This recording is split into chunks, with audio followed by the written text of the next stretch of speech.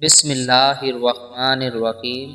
السلام علیکم پیارے ناظرین، ایک مرتبہ حضرت محمد صلی اللہ علیہ وآلہ وسلم پر درود شریف پڑھ لیں۔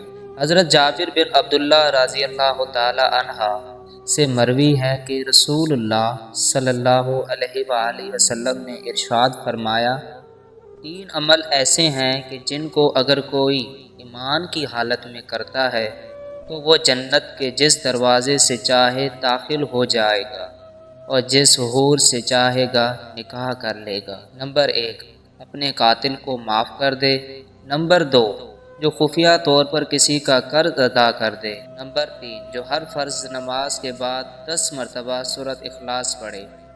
حضرت ابو بکر صدیق رضی اللہ تعالی عنہ نے رسول اللہ صلی اللہ علیہ وآلہ وسلم کی خدمت میں عرض کیا، یا رسول اللہ صلی اللہ علیہ وآلہ وسلم، اگر ان میں کوئی ایک کام کرے، فرمایا اسے بھی یہی درجہ حاصل ہوگا۔